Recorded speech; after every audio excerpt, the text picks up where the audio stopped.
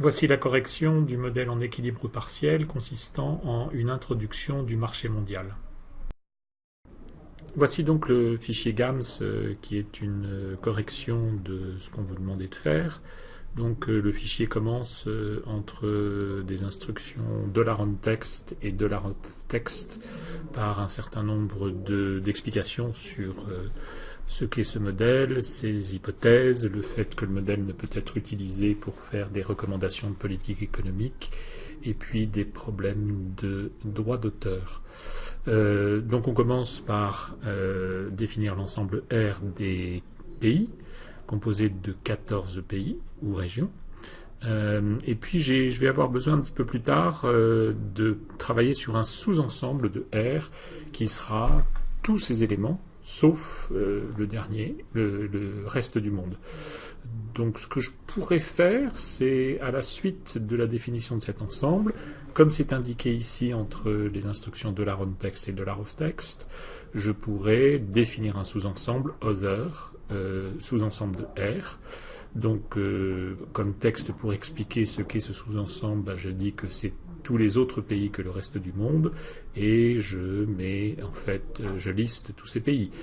Mais en fait, j'ai une façon plus économe d'écrire ceci. Je peux en fait définir un sous-ensemble de R que j'appelle ROW de R, qui est composé que d'un seul élément ROW. Et puis ensuite, je définis un autre sous-ensemble qui s'appelle Other de R. Et ce sous-ensemble, vous voyez que par la suite, je mets l'instruction note qui dit ici tout simplement que en fait tous les éléments de hauteur sont des éléments de R qui n'appartiennent pas au sous-ensemble ROW. Donc c'est en fait le complémentaire de ROW dans R. Donc ça veut dire que je vais avoir tous les autres éléments que ROW.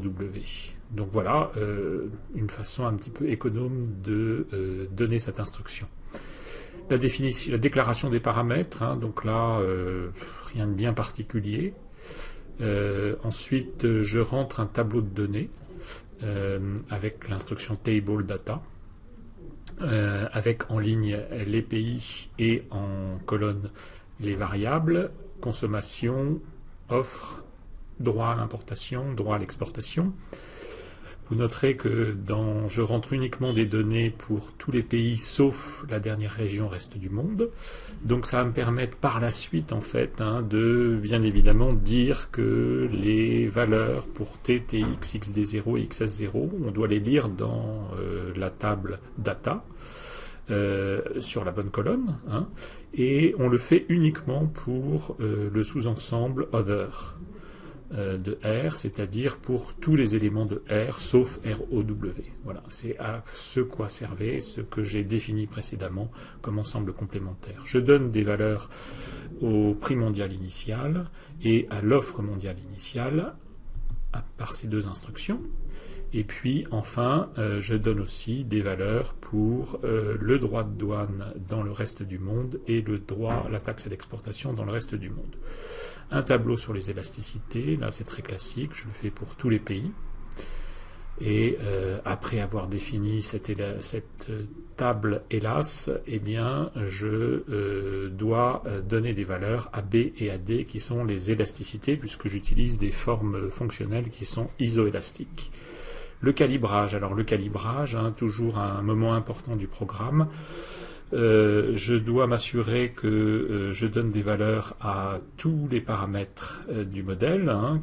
Donc notamment, là, je vais avoir besoin, j'ai pas encore défini de valeur initiale pour les prix locaux. Et puis, j'ai pas défini de valeur pour les paramètres de taille A et C des fonctions d'offre et de demande. Donc vous voyez que ces deux dernières équations donnent en fait une valeur à A et C, et l'équation juste avant P0 au prix local. Alors je m'assure en même temps à la fin de ce calibrage que non seulement tous les paramètres qui sont utilisés dans le modèle auront une valeur, mais qu'en plus toutes les équations du modèle vont être respectées. Alors là ce sera le cas, puisque sur les deux dernières équations du calibrage, on aura bien la fonction de demande et la fonction d'offre qui seront respectées. Et puis, pour cette équation, P0 égale PE0 1 plus T divisé par 1 plus TX, on aura bien la relation entre prix local et prix mondial, aussi appelée Price Linkages, qui sera respectée. Et puis avec ces trois premières équations, vous noterez que mon équation d'équilibre du marché mondial, somme des offres égale somme des demandes, va être respectée, puisque j'ai défini auparavant ST0, donc je définis la demande totale initiale. Je peux définir la demande dans le reste du monde. Et puis je peux définir aussi l'offre dans le reste du monde. Et à partir de ça, si ces trois équations, une fois que ces trois équations auront été lues par Gams, on aura l'équilibre du marché du monde qui sera respecté. Ensuite, je déclare mes variables. Ensuite, j'initialise mes variables. Donc, par exemple, la première instruction ici signifie la valeur actuelle de la variable P dans le PIR, c'est P0 de R, etc., etc. Donc j'ai initialisé mes variables, mes équations, je les déclare, et puis ensuite je définis ces équations avec cette inscription du double point. Donc j'ai 4 équations, et puis je peux définir en fait un modèle que j'appelle marché mondial, et qui consiste en toutes les équations qu'il y a dans le fichier, puisque les 4 équations précédentes sont les seules équations qu'il y a dans le fichier. Je fais un premier solve pour vérifier que l'infaisabilité initiale est nulle. Vous noterez que c'est toujours un système carré, donc j'utilise le solver CNS.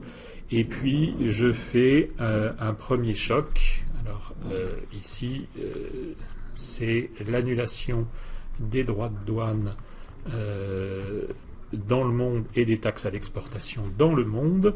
Donc vous voyez que le choc il est ici, et puis ensuite mon instruction solve, c'est une deuxième résolution du modèle, cette fois-ci avec un choc, et puis je termine par des déclarations de paramètres, et le calcul de ces paramètres, c'est tout simplement des taux de croissance définis en pourcentage de la demande locale, de l'offre locale, du prix local et du prix mondial. Je fais un run de ce programme. Je suis dans le process window ici. Vous noterez que la première résolution du modèle, l'infaisabilité initiale, n'est pas exactement égale à 0, mais quand même très faible puisqu'elle est de 10 puissance moins 8. Donc on peut considérer que le modèle est bien calibré. Et puis la deuxième résolution du modèle, il y a une infaisabilité initiale de 406, c'est normal. Alors je vais regarder les résultats. Et lorsque je regarde le display, alors ce qui se passe, c'est que vous noterez que ici, on a un taux de croissance du prix mondial qui est positif d'un peu plus de 20%. Donc effectivement, le prix mondial augmente, tout simplement parce que vous vous souvenez qu'il n'y a pas de taxe à l'exportation, il n'y a que des taxes à l'importation. Donc en annulant les taxes à l'importation, la demande mondiale augmente et le prix mondial augmente. Et donc au niveau ici des prix locaux dans les différents pays, les pays qui n'ont ni droit de douane ni taxe à l'exportation, comme l'Allemagne, la France, l'Australie, le Royaume-Uni, la variation du prix local, c'est la variation du prix mondial. Et puis dans des pays comme la Chine ou comme la Turquie, par exemple, on a un droit de douane très très élevé, de plus de 60%.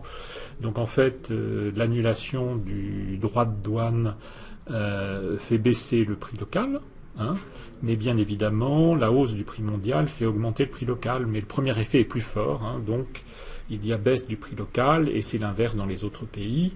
Et donc à partir de ça, dans les pays où le prix local baisse, la consommation locale augmente, c'est ici, là par exemple en Chine, 59%.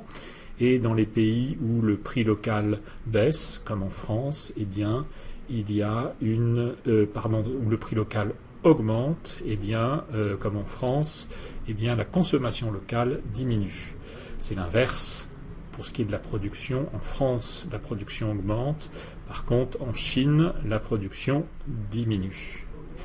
Je Je peux regarder maintenant en fait l'autre choc. Alors c'est très simple, hein, je neutralise ces deux instructions et celle-ci, et par contre je rends opérantes ces deux instructions.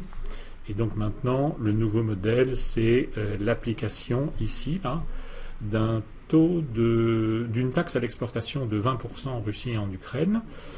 Donc je vais regarder ce que ça donne. Mon infaisabilité initiale est toujours très proche de 0 pour la première résolution. Deuxième résolution, on a une infaisabilité initiale qui est maintenant positive. Donc ici, je peux regarder les statistiques, les résultats. Alors, je vais essayer de vous montrer les résultats. Voilà. Donc, ce qui se passe, c'est que, en fait, on a cette fois-ci des taxes à l'exportation qui sont appliquées et qui sont nouvelles dans le monde. Donc ce qui se passe, c'est qu'il y a moins d'exportations, notamment de la Russie et de l'Ukraine, et donc le prix mondial augmente, hein, mais de très peu, de 1,9%. Et donc vous n'aurez pas de mal à interpréter le reste, hein, c'est-à-dire que vous en déduirez ce qui se passe au niveau des prix locaux. Hein. Dans les pays qui n'ont pas de modification de leur politique, le prix local varie comme le prix mondial. Et puis, en Russie et en Ukraine, où on applique une taxe à l'exportation, les producteurs locaux sont incités à moins exporter et à au contraire vendre sur le marché local. Et donc, le prix local diminue. C'est logique et vous en déduirez sans aucune difficulté l'impact sur la consommation locale et la production locale. Quand le prix augmente, la consommation diminue et la production augmente. Quand le prix local diminue, la consommation augmente et la production diminue.